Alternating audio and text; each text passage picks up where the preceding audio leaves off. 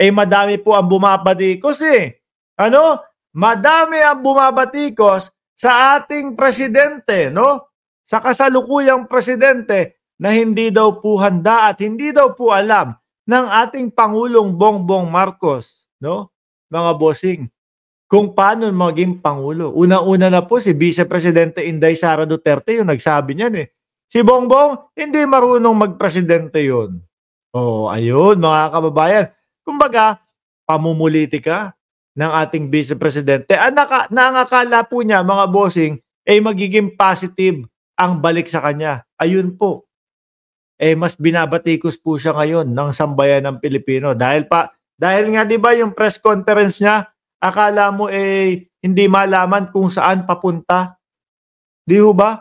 Oh, hindi marunong magpresidente, hindi marunong umaksyon sa kalamidad. O eto po, tingnan nyo mga kababayan ha. Iisa-isahin lang po natin yung mga nagdaang presidente, kung ano po yung naging damage, kung ilan po yung mga nategi noong panahon na sila po ay kumakaharap, no, sa mga kalamidad, lalo na sa kalamidad nung panahon nila. Okay?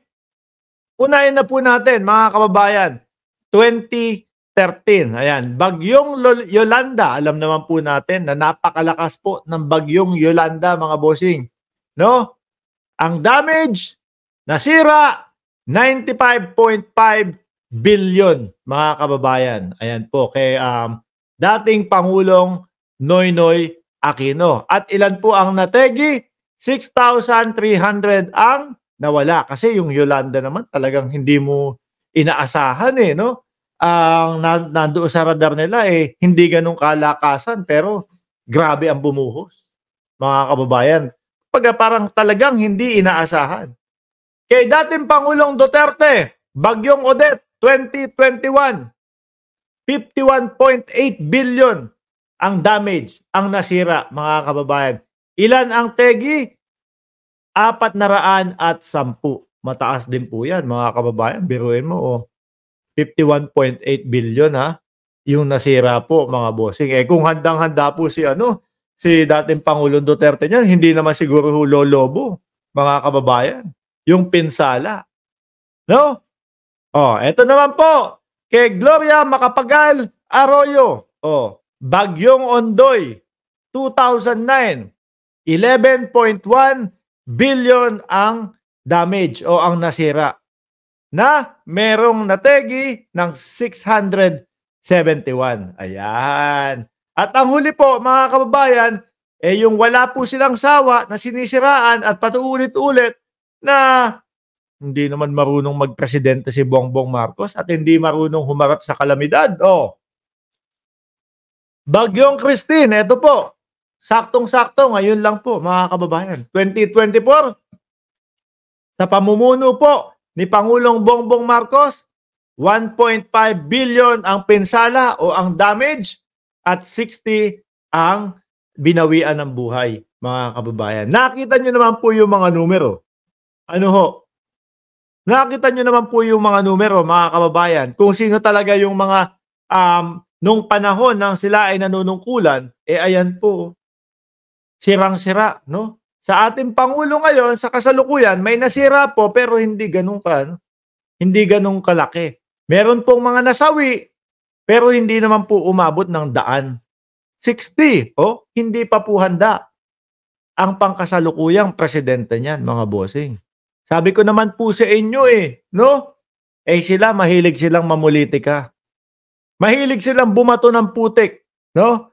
Sa kasalukuyang administrasyon. Pero yung mga numero nila, mga bossing, at yung nung panahon na sila ay nanunungkulan, hindi nila nakikita na mas worse pala yung numero nila. Mas worse pala yung pinsala na natamo nila. Alam nyo po, mga kababayan, dapat ito hindi nga nagsisisihan Tayo, nakarinig ba tayo? Nagsalita ba tayo? Na sinisisi natin si dating Pangulong Duterte, no? Dun sa Bagyong Odette na hindi siya handa. Wala po. Kalamidad yan no? Hindi mo alam kung ano ang mangyayari. Hindi mo alam kung gaano ang pinsalang idudulot niyan. 'di ba? Wala ho silang narinig sa atin na, nung panahon ni Duterte ayan, grabe ang pinsala nun, hindi marunong magpresidente. Wala ho, mga kababayan. Pero dahil nga pinupulitika nila at atat na atat po silang mapababa ang ating Pangulong Marcos, mga bossing. Kung ano-ano na po ang pinagsasasabi na akala mo, mas worse po, no? Yung mga nangyari o yung mga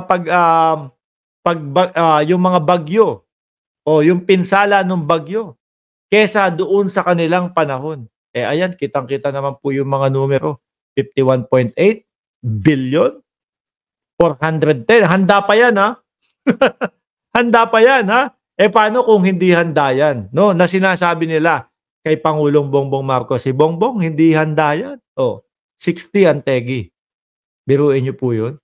Paano pa kung naging handang-handa ang ating Pangulo? Baka walang tegi dyan. Walang namatay dyan. No? Baka ang pinsala 1 bilyon o kalahati lang yan, mga bossing. Kaya, kayo, bago kayo pumukol ng putik, no, sa kalaban ninyo, lalong-lalo na kay Pangulong Bongbong Marcos, isipin nyo muna, naku, sandali, may mga datos pala na pwede nang ipakita yung mga vloggers. May mga datos pala na pwedeng i-debunk yung ating mga sasabihin na pagmukain natin na si Marcos Jr. Walang ginawa sa bagyo. Na si Marcos Jr. Hindi kayang rumesponde sa bagyo. Di ho ba? Ayan, ito, para sa inyong kaalaman, headline, total cost of damage from Rolly now at 11 billion NDRRMC. Kailan ho nangyari to? Nobyembre 5, 2020. Di ho ba, mga kababayan? Sino ho ang namumuno dyan? Ang dating Pangulong Duterte. 11 billion, handa pa si Duterte niyan, ha? Yan yung ipinagmamalaki ninyo.